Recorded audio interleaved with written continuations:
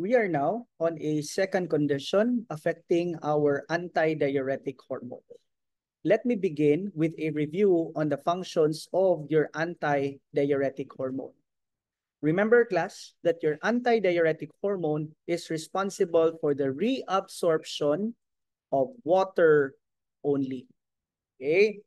Meaning, if there are too much antidiuretic hormone, there will be too much reabsorption of your water. Di nakahalos mangihi. But whenever there is a decrease in the levels of antidiuretic hormone, there will be poor reabsorption of water, so magsige lang pud ka og pangihi.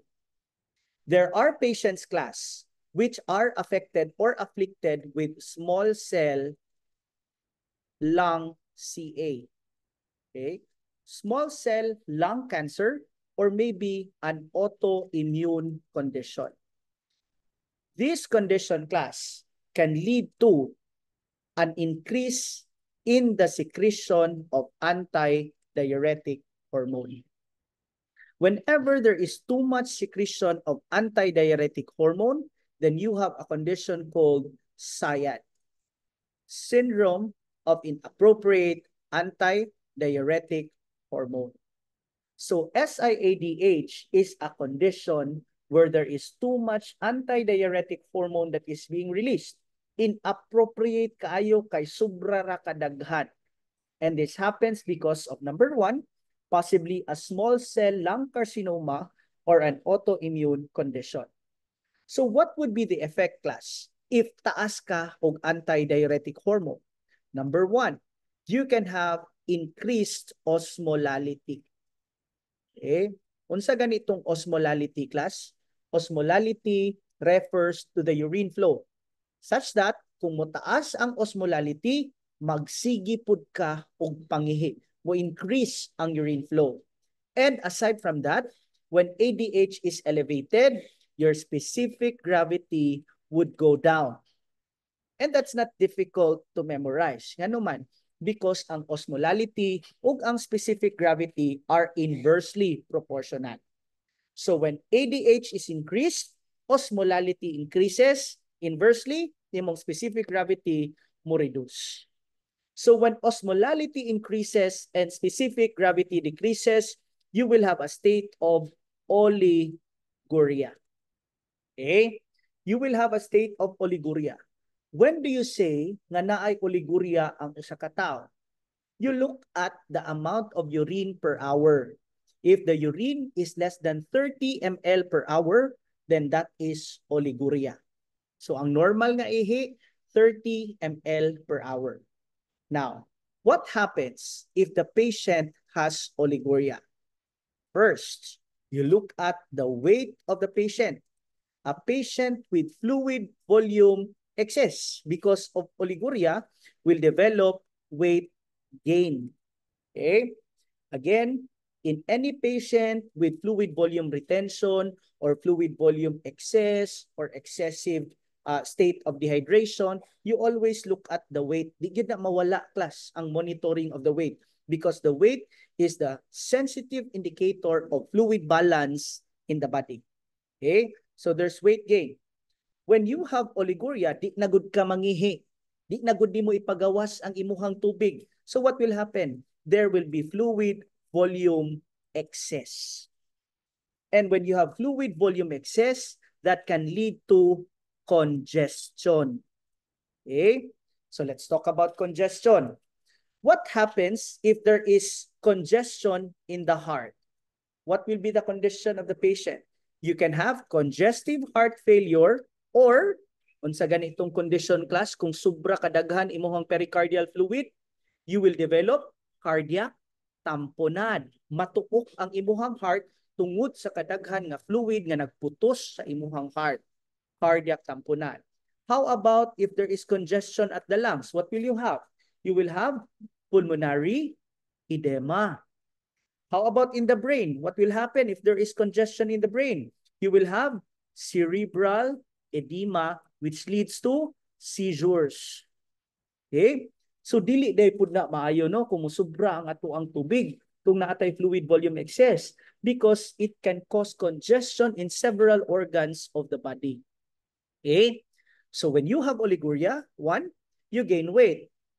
Number 2, you can have fluid volume excess which can lead to congestion. Okay?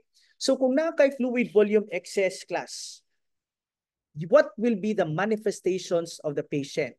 Dili na lisod nga naman i-opposite ra na nimo sa mga list of symptoms nimo sa diabetes insipidus. Okay? So unsa man ang mga manifestations of a patient with fluid volume excess? Number 1, kung sobra imong tubig, what happens to your hematocrit? There will be hemodilution. Okay? Moingon gani kag hemodilution, lasaw ang imuhang dugo such that kung magpa-check kag hematocrit, ubos imong hematocrit. Okay? There is hemodilution. Number 2, what happens to your central venous pressure? It will also be increased. Unsa ganito ng central venous pressure class? It's the amount of pressure or blood that is circulating inside the heart. So kung daghan kag tubig, what happens to the blood volume? Taas pod. So kung taas ang imong blood volume, what happens to the amount of blood that circulates inside the heart? Mo taas pod. Okay? What happens to your neck veins? You will have distended neck veins. Okay? What happens to your fontanelles? You will have bulging fontanelles. Kunya, dili man ta mag bulging eyeballs kaysa kuan man to sa hyperthyroidism man to. We will have periorbital edema. Okay? We will have periorbital edema or worse, we can develop anasarca. Sa gani ng anasarca, this is a state of generalized edema. Okay? So kung imong tan-awon class, tan-awa go ng symptoms 1, 2, 3, o 4. I-compare na siya dito ni diabetes insipidus and you would notice that they are actually opposite. Okay? Now, aside from weight gain, aside from fluid volume excess, what would be the manifestation of a patient when there is oliguria? What happens to the electrolyte balance or electrolyte levels of your sodium? You will develop hyponatremia. Okay? Ngano mag-hyponatremia man ka? Okay. Here is a glass. Butangan ako og tubig, butangan ako og salt. In a normal person, the ratio between water to salt is equal. Okay? Unya, naamang kay sayad. Naamang kay fluid volume excess. So, punan ako nig tubig, punan ako nig tubig, punan ako nig tubig, ang baso with the same amount of sodium gihapon. Ako ipuno, tubig ray akong ipuno. What happens to the level of sodium? Di ba mulasaw ang ako ang timpla? So, I would have delusional hyponatremia.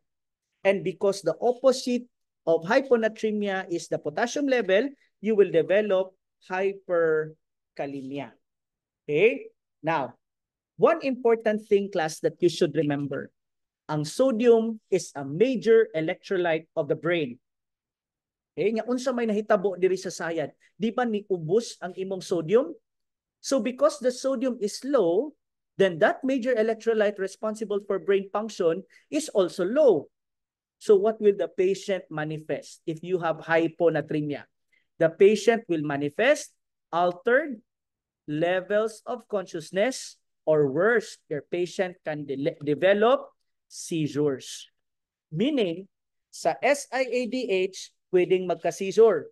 Pero sa diabetes insipidus, pwedeng magka-shock.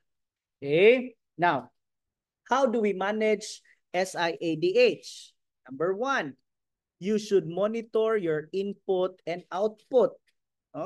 I-monitor ang ihi. Okay? You monitor the weight. That's number 2. Okay? And you give your medication. The medication class that's indicated for SIADH is your democycline, demeclocycline.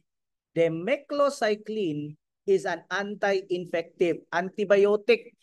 Sir, nganong hatagan man og antibiotic ang SIADH? Well, actually, you give demeclocycline not because of its anti-infective function, but because of its side effect. Unsa man day side effects sa demeclocycline? It produces diuresis. Class, remember in SIADH, our problem is fluid volume excess.